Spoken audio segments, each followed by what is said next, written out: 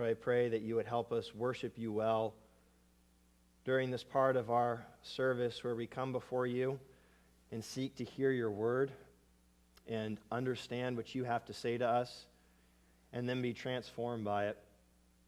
I pray, Father, that you would help us do that right now. By your Spirit, help me to preach this passage well. By your Spirit, help us to listen to this passage well.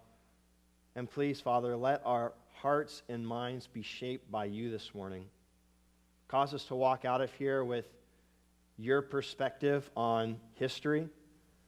Let your word cause us be the means by which, the lens through which we interpret both the past, the present, and the future.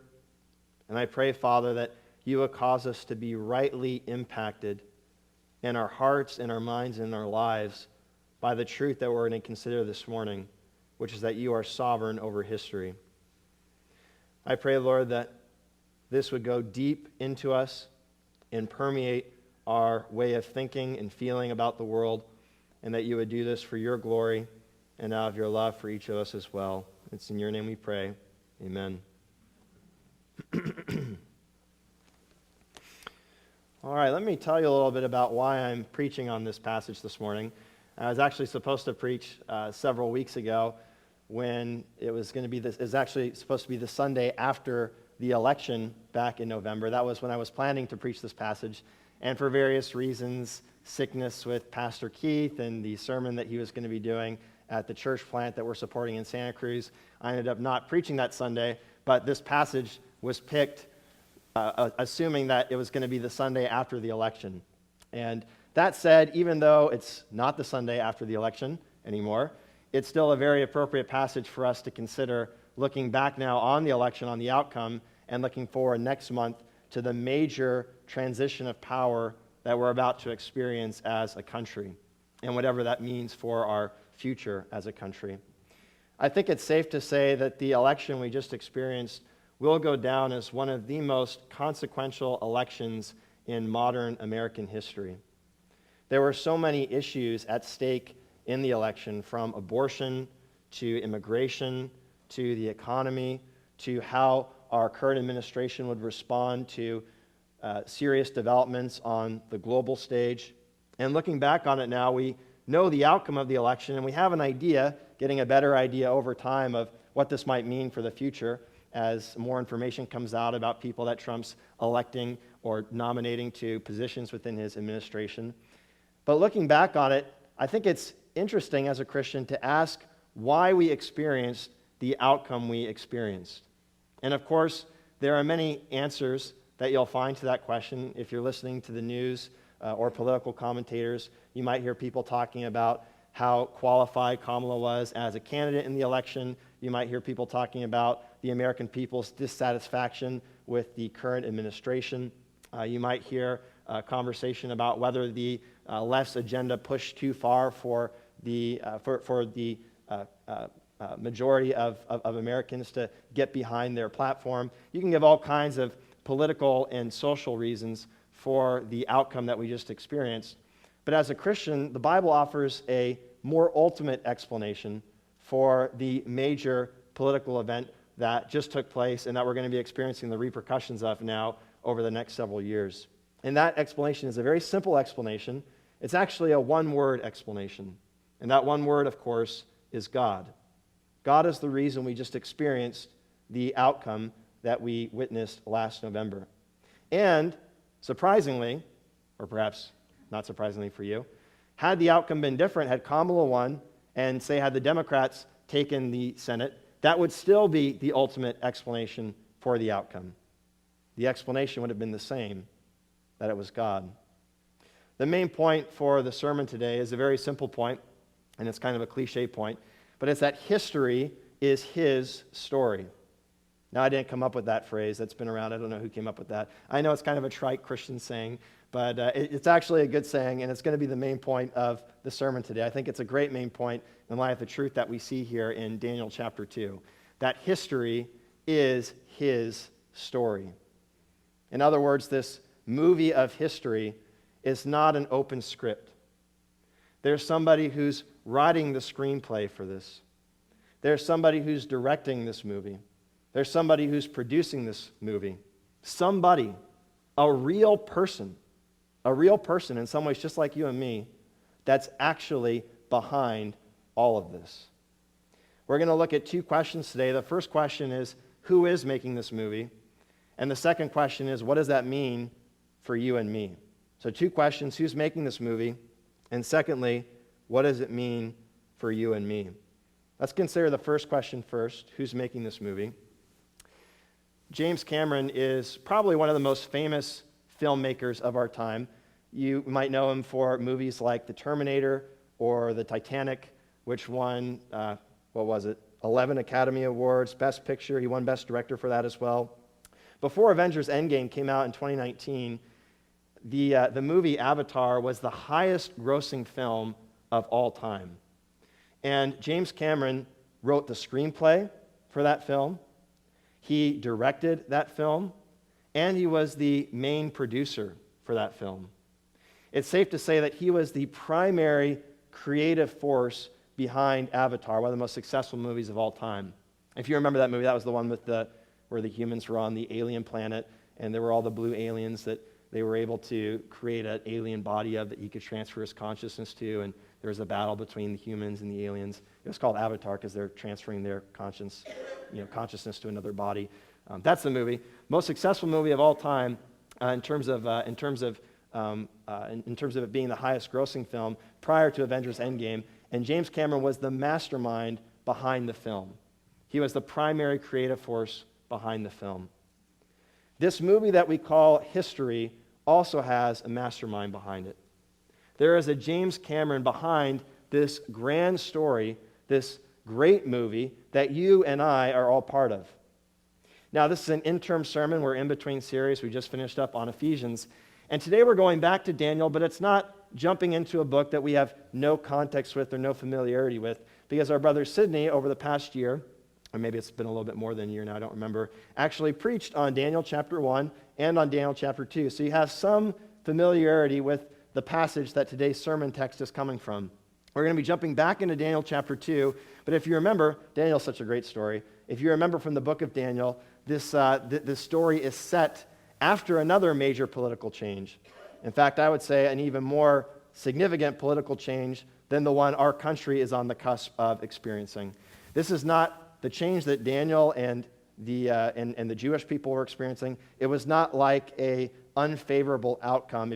If you were unhappy with the way the election went here, that's not like the kind of political change that they were experiencing. What they were experiencing would have been more akin to Russia invading the U.S. and deporting some of our most famous citizens to Russia and reprogramming them culturally to be of service to the Russian people and taking them away as an asset for the American people. That would be much more like the kind of political change, major political change, that Daniel and some of the other Jews at that time were experiencing.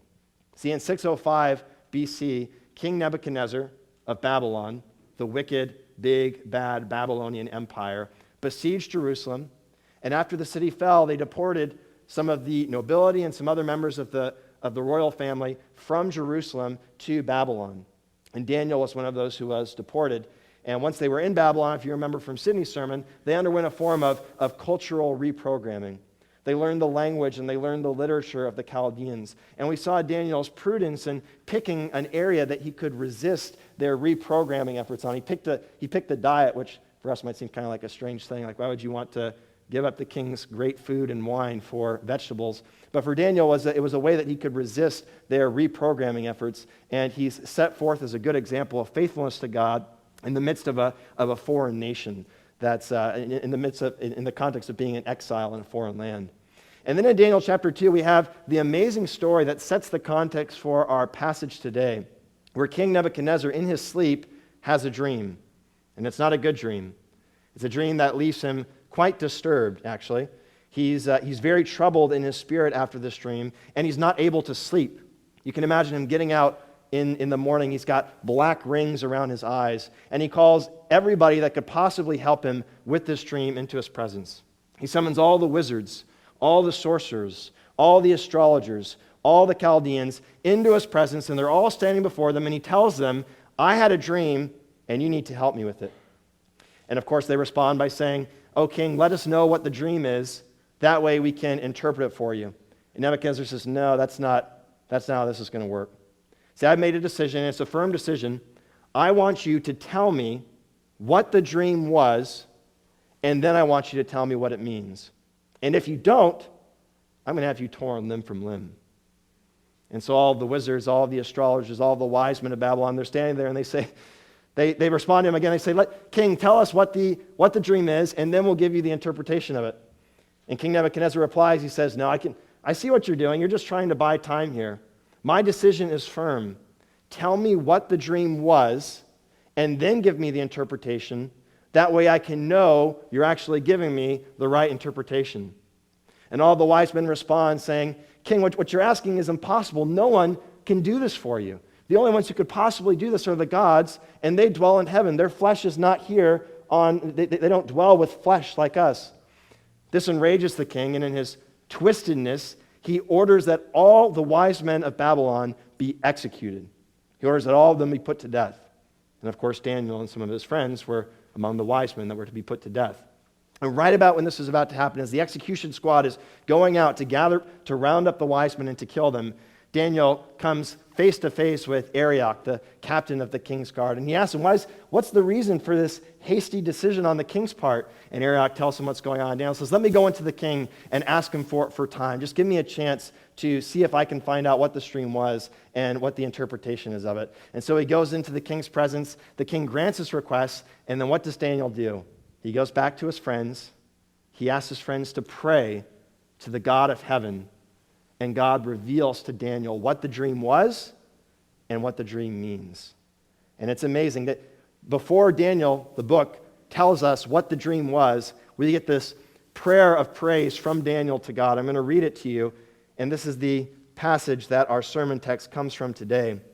God, after sharing the dream and the meaning of it with Daniel, like a friend shares a secret with another friend, revealing something secret, sharing it in confidence with him, Daniel says in Daniel chapter 2, this is verse 20 if you want to follow along in your Bibles. Daniel says, blessed be the name of God forever and ever, to whom belong wisdom and might. He changes times and seasons. He removes kings and sets up kings. He gives wisdom to the wise and knowledge to those who have understanding. He reveals deep and hidden things. He knows what is in the darkness, and light dwells with him. To you, O God of my fathers, I give thanks and praise, for you have given me wisdom and might, and have now made known to me what we asked of you, for you have made known to us the king's matter. Then Daniel goes to Arioch, the captain of the guard who had been sent out with the execution squad to kill all the wise men of Babylon, and he says, let me speak to the king. And he goes back to the king, and he tells the king the dream that he had, and he offers an interpretation of it. And the dream makes more sense of this prayer of praise that we just had a chance to hear Daniel read. Because if you remember this dream that Nebuchadnezzar had, it was a very interesting dream. In this dream, he saw a huge statue, a giant statue, and it was super bright, and the text says it was frightening. It was terrifying to behold. And the head of the statue, I'll read it to you, this is verse 32, the head of this image was of fine gold, its chest and its arms of silver, its middle and thighs of bronze, and its legs of iron, its feet partly of iron and clay. And Daniel later explains to the king that these different parts of the statue represent different kingdoms. You're the head of gold, and there's going to be another kingdom after you, another kingdom after that, and another kingdom after that. And then what's represented in the vision as a stone being cut out, not with human hands, it's going to come, it's going to smash all of these kingdoms that Nebuchadnezzar sees in his dream, and that stone is going to become a mountain that fills the entire earth. Daniel says all of these kingdoms are going to be displaced by God's kingdom, and God's kingdom is going to it's going to fill the cosmos, and it's going to last forever. Nebuchadnezzar, scholars argue over which kingdoms it was that he was seeing in his visions. Some say that, obviously the first one is Babylon, and then some say after that maybe it's Media, Persia, and then after that Greece, and then after that Rome. Some say that it was after Babylon, that it was the Medes, and then the Persians, and then Greece. Either way, the outcome is the same. All of these earthly kingdoms are smashed to bits. They're blown away like chaff in the wind, Daniel says, and they're replaced by God's kingdom forever. It's amazing. In verse 21, makes more sense now in light of the vision that Daniel shares with Nebuchadnezzar and then explains. Look at verse 21 again. In verse 21, Daniel praises God as the one who changes times and seasons. He removes kings and he sets up kings. Makes more sense in light of what the vision was actually about, right? One kingdom displaced by another kingdom, displaced by another kingdom, displaced by another kingdom. God's the one behind it. God's the one removing kings and setting up kings. He's the one who's changing times and seasons. Now, obviously, he changes times and seasons in a literal sense. He's literally the one that changes winter to spring, and spring to summer, and summer to fall, and fall to winter. He's the one that changes the seasons in a physical sense. But some take this to be metaphorical, that he's the one that changes, as one put it, the epochs and eras of human history. The epochs and eras of human history, God's the one who's changing them in and out, changing them in and out. He's removing kings and setting up kings, removing kings and setting up kings, just like we see him doing in the vision that Nebuchadnezzar had. He has knowledge about what will happen, but it's not just foresight. It's not like God has access to the script, and because he sees the script, he knows what's going to happen in this movie. The view of Daniel here is that God knows what's going to happen because he's the reason it's going to happen. He's the ultimate explanation for it happening. In Daniel's mind, God knows what's going to happen because he's the script writer. He's the director of this movie. He's the producer of this movie. He knows what's going to happen because he's the mastermind behind this film. So of course he knows what's going to happen in this film. He is the James Cameron, you could say, of this movie we call history. Verse 22, he's controlling times and seasons. He removes kings and sets up kings. That, by the way, is true not just of the kingdoms in Nebuchadnezzar's vision. That's true of all of the eras and epochs of human history. And if you see this movie structured in terms of major political events, as one person talked about, history here might be viewed as being structured in terms of major political eras. This movie that's structured this way is structured this way because God has structured it this way. That's true of Babylon, that's true of Greece, that's true of Rome, and that's true of all empires, all kingdoms that have been raised up on the world stage and brought down on the world stage throughout history. How many kingdoms have come and gone? How many nations have come and gone that God's raised up and then disposed of? Can think of the Byzantine Empire with a great emperor like Constantine, raised up, it's come and then it's gone. You can think of the Mongol Empire with a leader like Genghis Khan, raised up for a time, and then he's removed. God sets them up, and then he removes them. You can think of the Ottoman Empire with a figure like Mehmed the Conqueror, raised up, and then he's removed. Or the Spanish Empire with King Philip II. He's raised up, and then he's removed. The British Empire with rulers like King George III. He's raised up, and then he's removed again. Or the Russian Empire with Peter the Great, raised up and then removed. Even more recently, you can think of the Soviet Union with a leader like Joseph Stalin, raised up for a time by God and then removed. All the leaders who are in power today are in power because of God. The reason why Vladimir Putin is the leader of Russia is because God has put him there. The reason why Xi Jinping is the leader of Communist China is because God has put him there. The reason why Kim Jong-un is ruling over North Korea right now is because God has put him there. And the reason, in our country, why Donald Trump is going to be the next president of the United States is because God has put him there. The only reason a king ever comes to power, the only reason a kingdom ever rises to power on the world stage is because that power was given to them by God. That's the language that's used. It's given to them. given to them by God. This comes from later in Daniel, if you want to read Daniel chapter 2, verses 37 through 38. It says, "You, O king," speaking to Nebuchadnezzar, "the king of kings, to whom the God of heaven has given the kingdom, the power, and the might, and the glory, and to whose hand he has given, wherever they dwell, the children of man, the beasts of the field, and the birds of heavens, making you rule over them all. You are the head of gold." He tells Nebuchadnezzar, God has given you all of this power. He's made you ruler over all of these things. This power that Nebuchadnezzar has, and he was a very powerful man, very, very powerful man, had been given to him by God. God was the one who set him up, who raised him up. And it's fascinating when you think about this, because people throughout history have come to power in all kinds of different ways. Sometimes people come to power in the form of a coup. Sometimes they come to power by means of a military victory. In our country, they come to power by means of a democratic process, by means of an election. Here, just a few weeks ago, we had over 150 million people voting in the election to determine the outcome that we witnessed. 150 million people involved in this process that ultimately resulted in the exact outcome God determined. How is that? Because God is working sovereignly through all of these historical processes to bring into power the people that he so chooses and to take people out of power that he so chooses. He removes kings and he sets up kings. He's the one changing the scenes of this movie, structuring the plot, if you will. In his victory speech on election night, Donald Trump said this. He said, quote, "I will not rest until we have delivered the strong, safe, and prosperous America that our children deserve and that you deserve. This will truly be the golden age of America."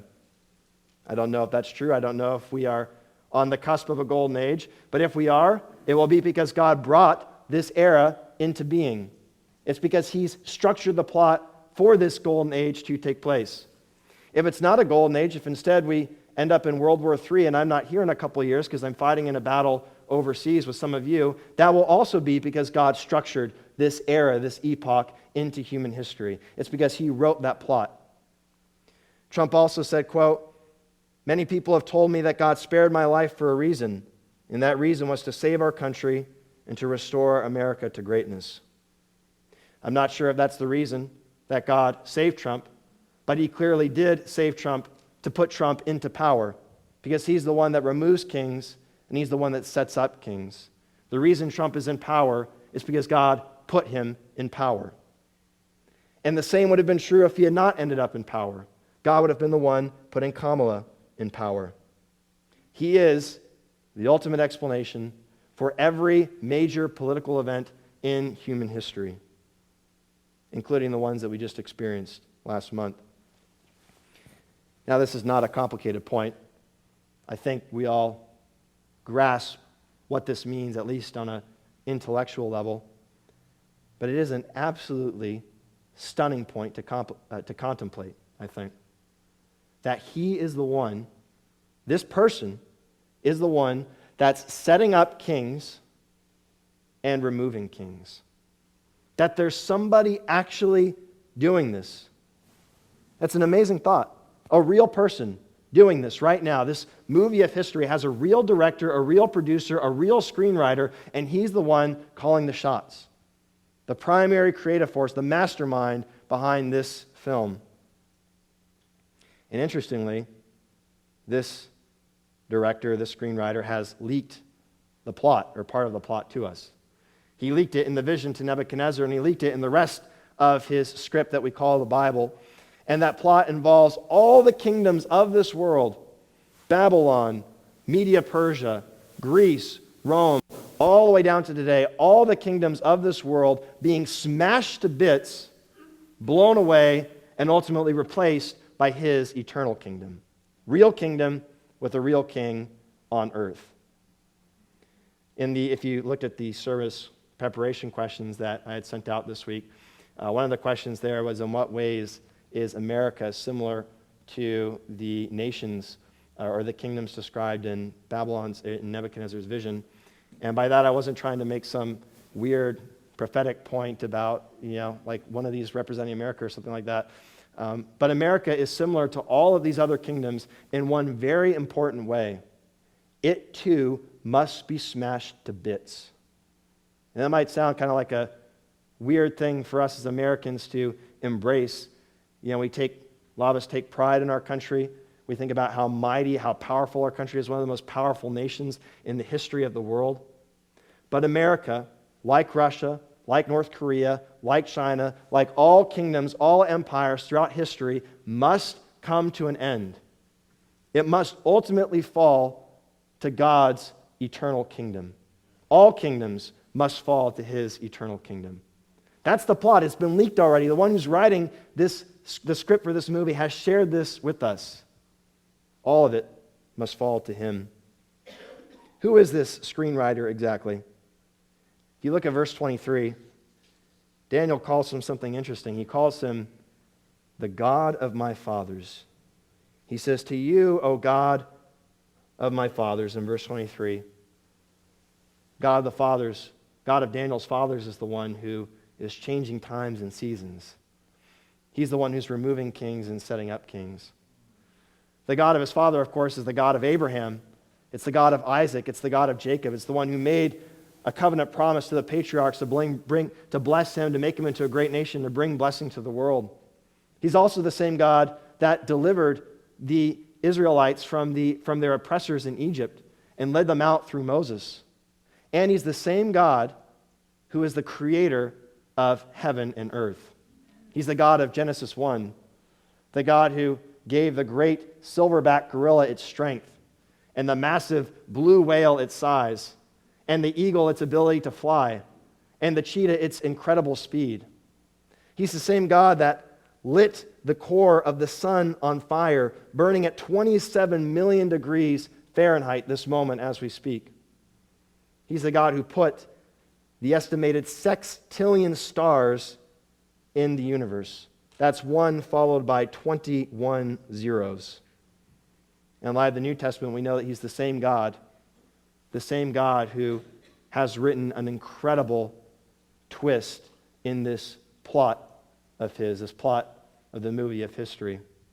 He's the God that cast his own son in the role of the Savior and of the King of Kings and the Lord of Lords. He's the God whose son actually became a human being, a baby, as we're going to celebrate in a few weeks for Christmas, born into humble, lowly conditions in a manger, and then died at the hand of oppressive rulers, the Jewish authorities and Pontius Pilate, crucified, executed in brutal fashion, barbaric fashion, to make atonement for the sins of his people, and then resurrected on the third day, reigning now as king over all. It's the same God, the God of Daniel's father, the God of Daniel's fathers, the God of the Old Testament, the God of the New Testament, that's revealed himself in Jesus, that is the God who's changing times and seasons, removing kings and setting up kings. He's the one that's the mastermind behind this film, the writer, the director, the producer of history. Do you see history through that lens? Do you see the election through that lens? That this is all part of the masterminds of this film's plot? Do you see the future through that lens? Whatever comes with the major transition of power our country's going to experience next month, it's all at his hand. He's the primary creative force behind this film, the James Cameron of this movie. Behind the scenes, all of this is his doing. Written, directed, produced by him. History is truly his story. That's not just a cliche, it's really true. History is his story.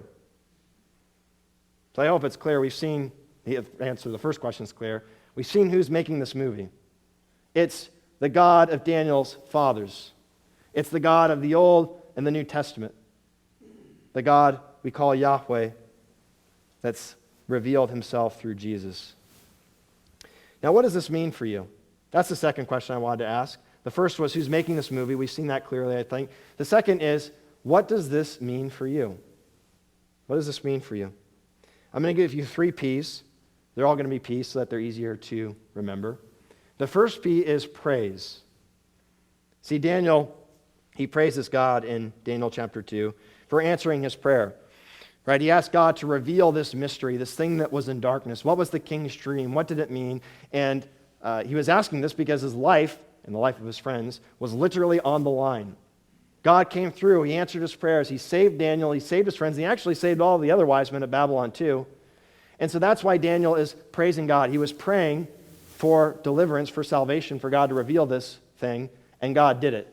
And so he's praising God there. And in his praise, he acknowledges God as the writer, the director, the producer of this movie we call history. And in our hearts, I think it should inspire praise too. It should inspire adoration too, although perhaps for a different reason than Daniel. We're not praising him because he saved us from Nebuchadnezzar's crazy decree to execute all the wise men. But this truth in Daniel's prayer, I think, should inspire praise in our hearts too. I just want you to think of this for a second. Think of how amazing this is for a second. I know I've talked about this already briefly in the sermon today, but I really want you to just pause on this and let this hit home with all of the force that it should. Somebody, a real person, verse 22, removes kings and sets up kings. That's amazing. Just think about that for a second. Think of a real person being behind history. All of human history, there's a real person behind. There's someone actually making this movie. Not only that, according to Proverbs 21, verse 1, it says, "The king's heart is a stream of water in the hands of Yahweh. He turns it wherever he will." God is the one who sets up rulers and removes rulers, and he's the one that holds rulers' hearts in his hand. The image here is probably of an irrigation canal on a farm, and farmers are able to manipulate the canal to change the flow of the water in this direction or in that direction to water crops here, to water crops there. That's the way a king's heart is in God's hands. He's able to change the direction of the irrigation canal, cause it to go this way, cause it to go that way. That's what Donald Trump's heart is like in God's hand. That's what Kim Jong-un's heart is like in God's hand. That's what Vladimir Putin's heart is like in God's hand. And every single ruler throughout history, God's holds their hand, holds their heart and their mind in his hands and is able to turn it wherever he will, like a farmer turning irrigation canals wherever he will. Amazing. That is an amazing thought. And if you don't feel like it's amazing, I just want you to imagine for a second what it would be like if you were God. Can you imagine what it would be like to have that power? To say, Biden out, Trump in. To say, Byzantine Empire, gone. Ottoman Empire, gone. Soviet Union, gone. Imagine you, personally, having that power, being in God's position. It's an unbelievable thought to have the power to put kings in place and take kings out, to raise nations up and to take them down. One single person has that power and is doing that today and has been doing it now for the past several thousand years. This is a movie that actually has a maker, a screenwriter, producer, director, you name it. Amazing. Whatever you think of the outcome of the election or any other outcome in the future that we experience as a country, this is a truth that should inspire praise in your heart. Because it's mind-boggling. The greatness of God, the awesomeness of God, displayed in his complete control over history, is absolutely breathtaking. And if you contemplate it, even just for a minute, if you just let this thought kind of sit in your mind, it'll shake you. It'll make your legs start to quake. Right? It's kind of like hearing the sound of a great thunderstorm or hearing a mighty wave come crashing down. It's just, there's so much might. There's so much power there. Complete control over history. The one who brings kings into power. That's a real person, and that real person is God. I think it should humble us, put us in our place. Right? In Psalm 2, the psalmist actually puts all the kings of the world, all the rulers in the world on notice. He says, this is reading from the NRSV, verse 10, from Psalm 2. Now therefore, O kings, be wise. Be warned, O rulers of the earth. Serve Yahweh with fear, with trembling. Kiss his feet, or he will be angry, and you will perish in the way, for his wrath is quickly kindled. If you're a king, if you're a ruler, if you're Donald Trump or a member of the Senate or a member of the House, you should absolutely bow your knee to the king over you and rightly fear him, because he's the one that puts you into power and that you're ultimately going to have to give an account to. That should be the case for all of us.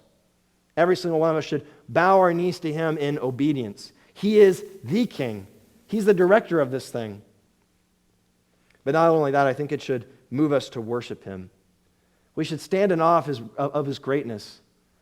We should have our breath taken away by the thought that this movie actually has someone behind it. That he is the mastermind of history. This is his story. We're going to sing to him in a little bit after our sermon. I hope that you sing with a sense of awe and wonder in your heart as you behold the greatness and the awesomeness of this one who is behind all of this, of the true mastermind of history. But the second P, I'll give you another P. Again, the first is praise. The second P is peace. Peace. I think this should be an obvious one. It's an important question to ask what this means for us, because unlike every other movie you've watched in your life, this movie of history is one that you're actually in. The great director casted you in this movie of history when he created you, when you were born. And unlike every other movie, what happens in this film is not fake. People aren't pretending. There's real suffering, real pain, real emotion, real death. This is a real life story. If the election in November had not turned out the way that you wanted, would you still be at peace? Or would you be deeply disturbed? Maybe if you would be disturbed, I think it's right for us if we desire to see a particular political outcome and there's a lot at stake and it doesn't happen, it's right for us to be, it would be strange if we weren't unsettled by that at all. But would it have deeply disturbed you? Would it have rocked you? Would it have shaken you? I don't think it should, in light of this truth. I think the poignancy of this point is it's felt perhaps more, should be felt more by our brothers and sisters in countries that live in under truly oppressive regimes. And when we think about our brothers and sisters in China, or even worse, in North Korea, you think about the kind of rulers that are over them that are making their life unbelievably miserable, that are causing them so much suffering. I think this truth enables Christians to be, at their foundational level, at peace, regardless with who is in power over them, or how horrific of a ruler and an oppressive dictator they might be. Not that they shouldn't be upset, not they shouldn't resist it even, but still ultimately, deep down, be able to be at peace with whoever's in power. Even in our own country, we're nothing like North Korea or China in terms of the oppression that we personally experience as citizens, but our own country there is so much darkness here. When you're thinking about the way things are socially or politically, whether it be with abortion or transgenderism or the false ideologies that are being propagated at large by the media and our cultural elites, there is real darkness here in this place. But all of this still, as a Christian, you can look out at, you can experience, and ultimately not be shaken by it. Because this movie has a writer, director, producer, and it's God. It's the God of our fathers. Even when your plot takes a turn for the worst, deep down, I think, as an actor in this movie, you can have peace because history is his story. Even the darkness is part of his sovereign plan. He might not be the one directly affecting it, bringing it to pass each time, but it's all part of the story that he's written. It's all part of the movie that he's the mastermind behind. And you may not know the reasons for all the darkness, but you do know the one who does. He's all-knowing, he's all-wise, he's all good, and this movie is in his hands. You can trust him. You can have peace. Even in the midst of extremely tumultuous socio-political environments, you can have peace because he's behind it. This is such a precious truth from Daniel chapter 2. And if you're not really appreciating it, you can imagine what it would be like to not believe in a God like this. To not believe that there is, in fact, a mastermind behind this movie. To have no hope in a country like North Korea. To be a citizen there, to live under the oppression, to experience all of the suffering that comes with those bad rulers, and to not have any hope, to not have any peace, knowing that there is actually someone good in control of everything that's happening here. How tragic, how heartbreaking that would be. Dale Ralph Davis, in his commentary on Daniel, he's actually making a slightly different point than the one that I'm making here. But this quote, it's just put so well, and I think it applies to this too. He says, "Don't be impressed with human political power, no matter how ironish it appears." Daniel 2 says, "Look at it square in the eye and repeat after Jesus. You would have no authority over me at all unless it had been given you from above." That's what Jesus said to Pontius Pilate. And those are the same words that you and me and every other Christian around the world can say in the face of their oppressors. You have no power over me except that which has been given to you from above. Not only that, I think we can even have more peace in light of the ending that we just talked about earlier in the sermon. The ending that the director leaked. You know, I'm sure you probably know this, but sometimes directors actually don't tell their characters, like the actors in the movie, what's going to happen later on in the film because they want their acting to be more genuine. If you watch the Rings of Power series, that actually happened with the character who plays Sauron, because at first it's not clear that he's Sauron. He's taken the form of someone who looks like just like a normal person. And the actor Charlie Vickers playing that role, the information that he was actually going to be Sauron in the series wasn't confirmed until after filming had already started, after they had already filmed a scene or maybe a few scenes. And the reason for that was so that his reaction could be, so that his acting could be more genuine. So he wouldn't be acting, with the knowledge that he's Sauron, and maybe make it less authentic for the film. Interestingly, God has done the exact opposite. He has intentionally leaked the ending of the script, and specifically the ending of the script for you, so that you can act differently in light of it. So that it can change the way you think and feel about everything that's going on in this movie. He's leaked the ending, and the ending is victory for you. So even when, as it does in many places around the world today, it looks like evil is triumphing. It looks like suffering, pain, death, oppression, and evil, and Satan and demons are all having their way. You know, because the director has leaked the ending to you, that they will not actually prevail. That their triumph is only superficial and it's only temporary. And that one day, all of these kingdoms will be smashed to bits and replaced by God's eternal kingdom. This ending is too good, or this quote. Well, actually, let me read to you from Daniel chapter 2. This is what Daniel says in verse 44. You can follow along if you have your Bible open. Daniel, this is as he's interpreting Nebuchadnezzar's vision, says, "The God of heaven will set up a kingdom that shall never be destroyed, nor shall the kingdom be left to another people. It shall break in pieces all these kingdoms and bring them to an end, and it shall stand forever. Just as you saw that a stone was cut from a mountain by no human hand, and that it broke in pieces the iron, the bronze, the clay, the silver, and the gold." God's kingdom is going to displace all the other kingdoms of the world and replace it on the world stage forever.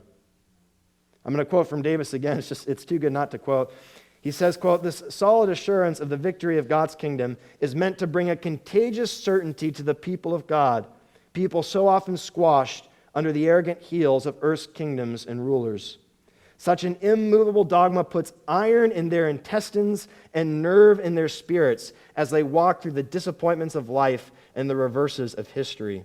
They never totally despair because they know that Jesus Christ is not only the faithful witness and the firstborn of the dead, but the ruler of kings on earth.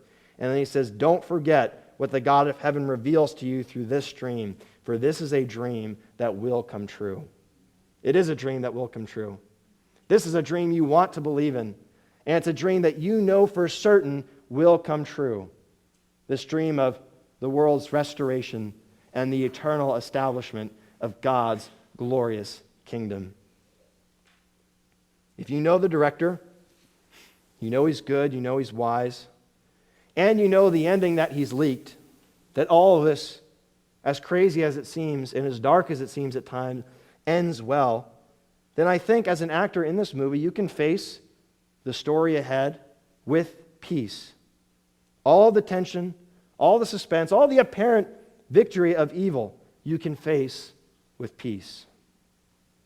Regardless of what the outcome of the election was, regardless of what the future change of power brings, it shouldn't shake you. As a Christian, you can face it with peace.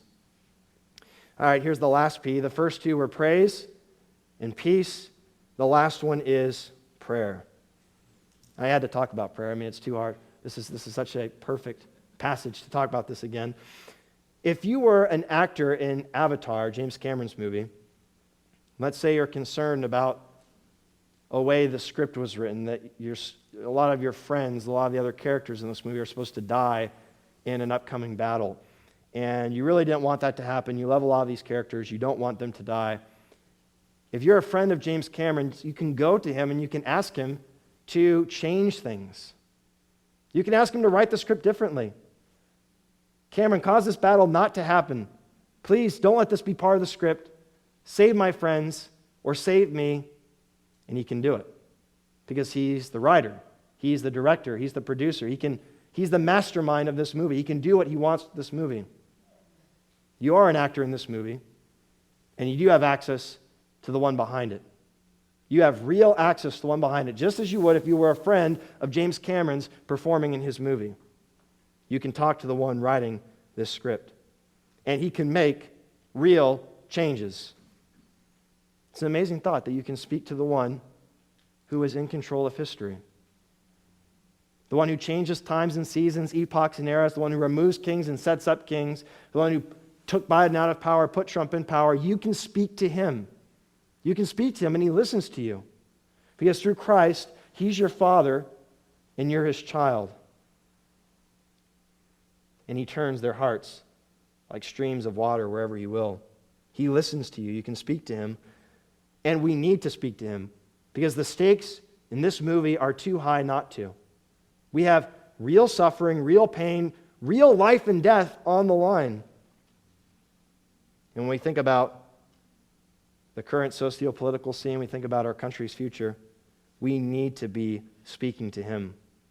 Who knows how much our country's past and all of the previous elections have been shaped by the way God's people have been praying to him. Obviously, we can't know that. We won't know that until the end, if we ever will.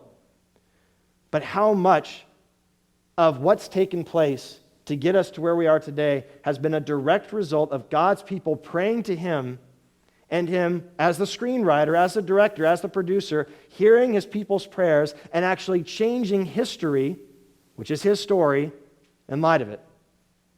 How much? We have amazing power.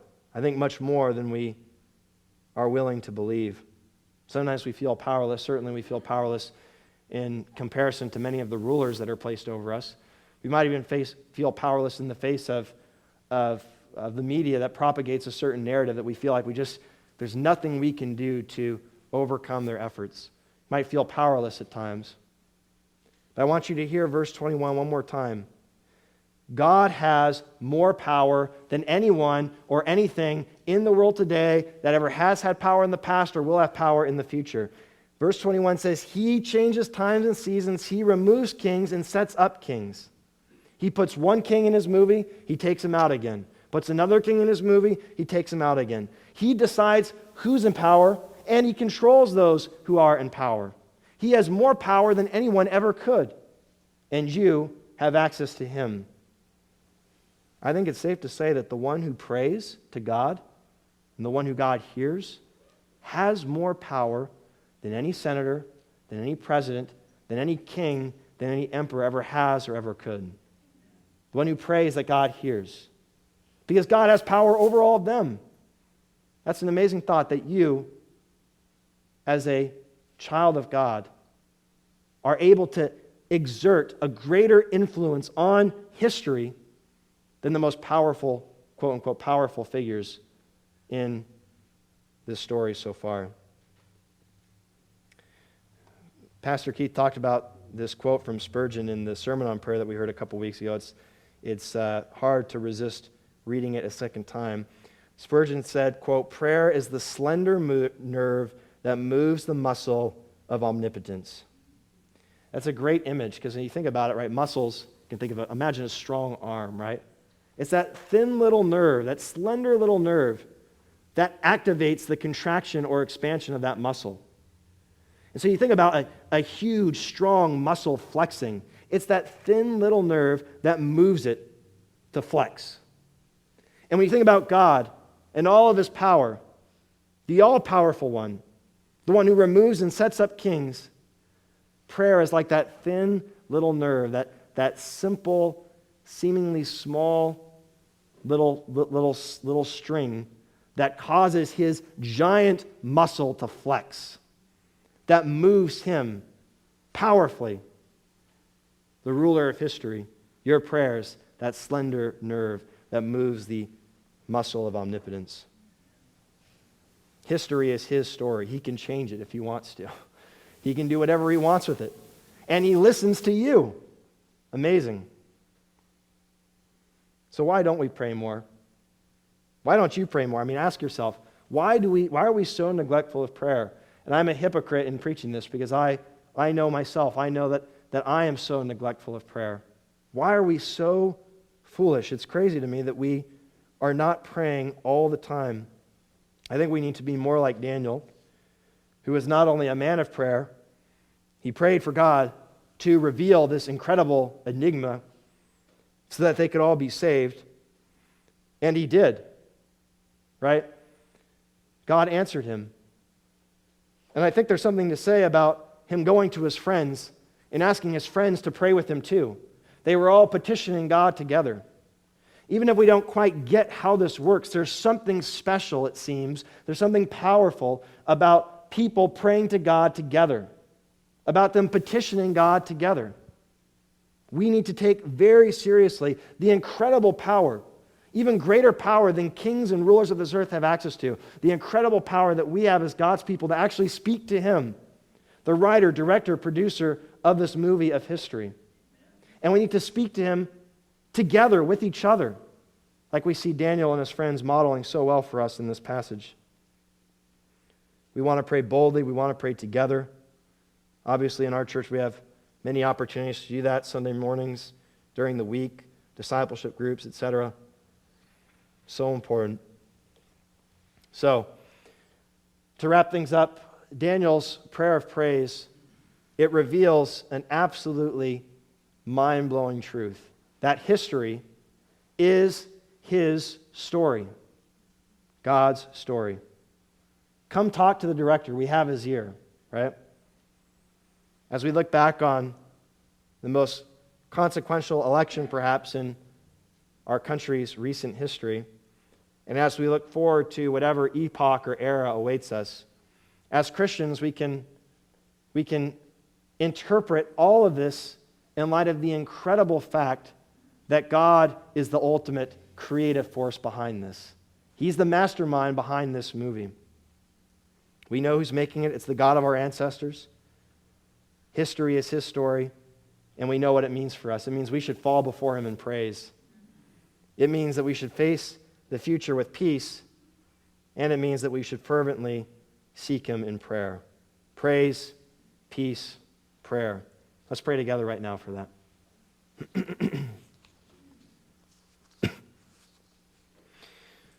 Father, this is such an incredible truth revealed on Daniel's tongue as he praises you for answering his prayer. I ask, Father, that you would work this truth deep into our heart and mind, that it would shape the way that we look at history. It would shape the way we not only view the past, but also look forward to the future. And I pray that it would inspire praise in our hearts, that it would give us peace that's truly unshakable, regardless of the tumult socially or politically around us.